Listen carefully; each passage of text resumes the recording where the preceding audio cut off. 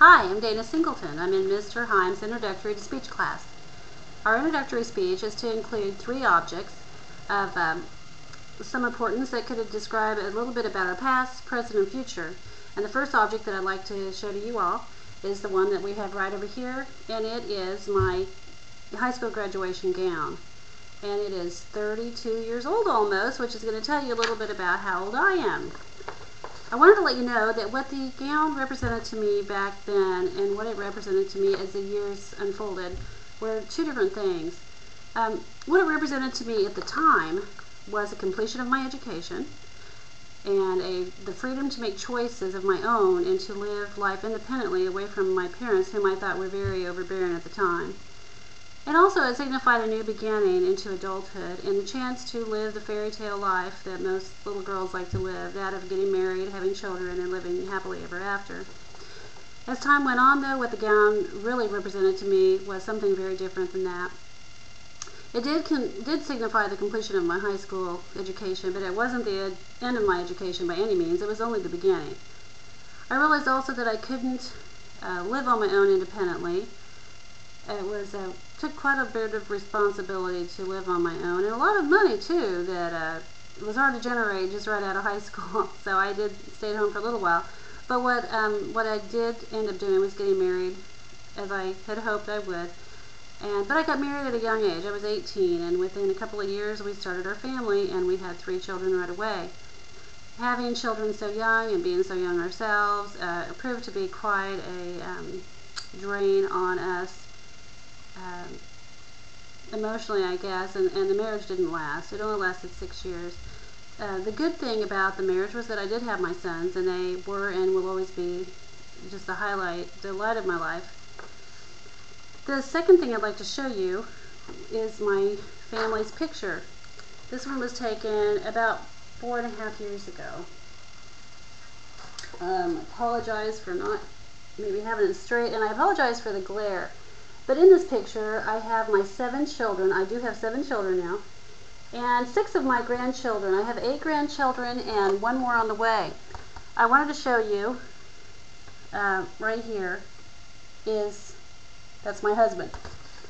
I point him out because I lost my husband to cancer 4.5 years ago. And it was a really hard time, and it still is a very hard time at times, but we are really doing well. We're blessed to have good friends and family around us that are here to support us at all the time. He was a very special man. His name is Tom. And he was very loving to me and to his children, to his stepchildren, treated them all the same. He was very giving, a good provider, family man, and was funny, wise, and witty. And we have a huge loss.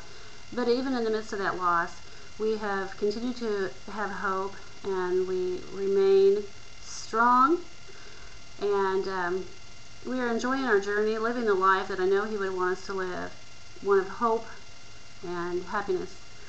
We never stop learning, the children and I. We never stop growing in our awareness of the world around us, and we always look for opportunities to help others. We smile and laugh our way through life, even though it's, as I said, it's not always easy, as you can imagine.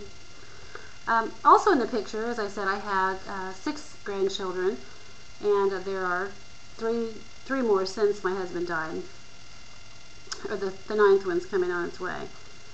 I also have 3 great daughters-in-law that are all married to my sons. So we have a huge family. I never imagined back in high school that I was going to have 7 children, but I do, and I'm blessed. I have 4 sons, and I have 3 daughters. The future object that I wanted to show you is this, the globe of the world. It's my hope that as I get older, and as my children get older in particular, that I'll be able to travel the world. I would love to travel.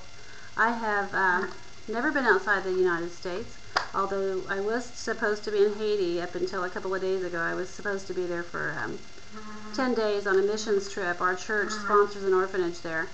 But a few months ago, I declined the opportunity to take that trip because my mother's health was not good. And in fact, it was a really good thing I didn't go because just this past week she suffered a stroke, and I was the one who happened to go to her home when I realized she wasn't answering the phone. So it was a very good thing that I stayed home. But in time, I hope I can travel the world. What I would really love to do would be to go to the Holy Land. I would love to see where Jesus walked, where he slept, where he preached. I would love to see where he was baptized. I realize that part of the world is extremely dangerous right now, and I know that I wouldn't be able to go now even if I did have the opportunity, but I hope in time I will have the opportunity to go because it would mean a great deal to me. I would also love to travel other areas of the world. I love to travel. So, and I do travel all over the United States every chance I get. But those are 3 things to tell you a little bit about me, and I am really eager to learn a little bit about you too. And I hope that we all have a great semester. Thanks for listening. Bye.